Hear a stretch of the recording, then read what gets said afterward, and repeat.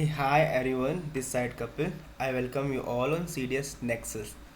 तो आज हमारा कॉन्सेप्ट नंबर 19 है. ठीक है. ठीक है. सो कॉन्सेप्ट नंबर क्या कहता है?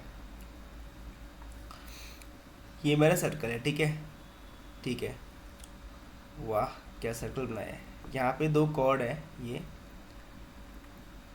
मेरा ए बी एंड मेरा सी डी. ठीक है. O O O C D. और यहाँ पे ओ पे इंटरसेक्ट कर रहे हैं. ठीक है. अगर मैं बोल दूँ ये 8 है, ये 4 है, ये 6 है, ये x है, तो x की वैल्यू क्या होगी? देखो x की वैल्यू कुछ नहीं होती, अगर वो चलेगी एक और चलेगी, लेकिन इस क्वेश्चन में x की वैल्यू कुछ ना कुछ होगी. ठीक है. रियल लाइफ में कुछ नहीं होती है. तो करते हैं क्वेश्चन. तो यहाँ पे कॉन्सेप्ट छुपा हुआ है. ठीक है. तो ये कॉन्सेप्ट क्या है?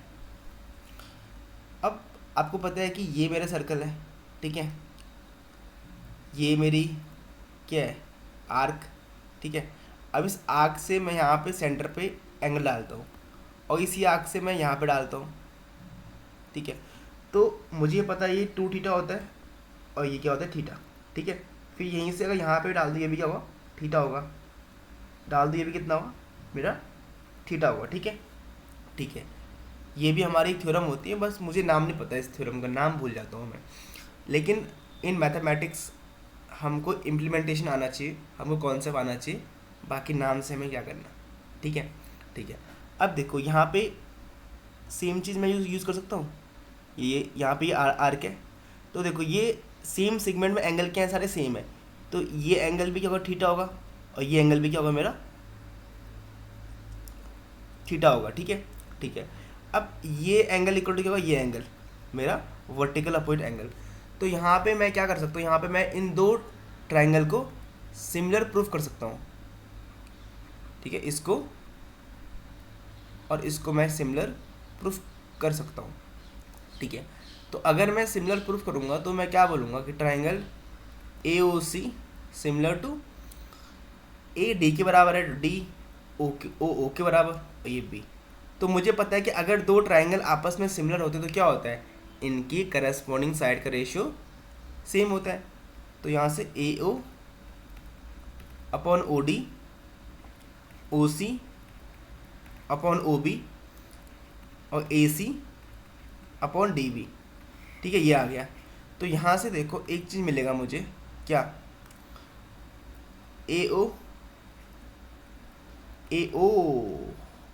Into O B equal to O C into मेरा ओ डी. तो देखो A O into O B, O C into O D. तो 8 इंटू 4 एक्स इंटू 6. तो क्या आएगा? 32/6. 2 से काटूंगा 16, तो 16 बाई कितना आएगा? 3. तो मेन क्या मुद्दा था? मेन मुद्दा था ये कॉन्सेप्ट जानना कि अगर सर्कल के अंदर ऐसा फिगर बना हुआ है कि ए बी कॉर्ड है और सी बी मेरी कॉर्ड है, तो यहाँ से A O into O B and O C into O D होता है. ठीक है. यहाँ से हम और क्या क्वेश्चन एक्सपेक्ट कर सकते हैं? आई थिंक यहाँ से हम एक्सपेक्ट कर सकते हैं कि ये यहाँ से बोल सकते हैं कि ये बताओ ए O C and T O B का एरिया का रेशियो क्या होगा? ठीक है. इसका अब तुमको पता होना चाहिए कि अगर दो ट्रायंगल आपस में सिमिलर होते हैं तो उनका एरिया उनकी साइड के स्क्वायर के बराबर होता है. तो यहाँ पे ए ओ सी और जो डी ओ बी है, तो ए ओ का स्क्वायर अपॉन ओ डी का स्क्वायर आएगा. ठीक है. तो यहाँ पे देखो हमने पहला कॉन्सेप्ट ये सीखा, फिर ये सीखा, फिर हमने ये क्वेश्चन सीखा, ये कॉन्सेप्ट सीखा. So this is concept number 19 और it is going to help in examination, क्योंकि हम सीधे ये यूज़ कर सकते हैं. ना? कर सकते हैं कि नहीं कर सकते? बोलो भाई। और यहाँ से क्वेश्चन ये भी आ सकते हैं कि जैसे ये है मेरा सर्कल, और ऐसे कर दिया, ऐसे कर दिया, ऐसे कर दिया, ऐसे कर दिया, बोला ये एंगल है 60, तो ये बताओ ये कितना होगा? तो आपको पता होना चाहिए सेम सेगमेंट में क्या होते हैं मेरे एंगल, एंगल सेम होता है 60। अब मान लो यहाँ पे उसने सेंटर दे दिया ये, तो ये कितना होगा? ये होगा मेरा 120 होगा। ठीक है, तो we have to just think कि क्वेश्चन कैसे बन सकता है अगर अगर कॉन्सेप्ट ये है। So I hope you understood this question.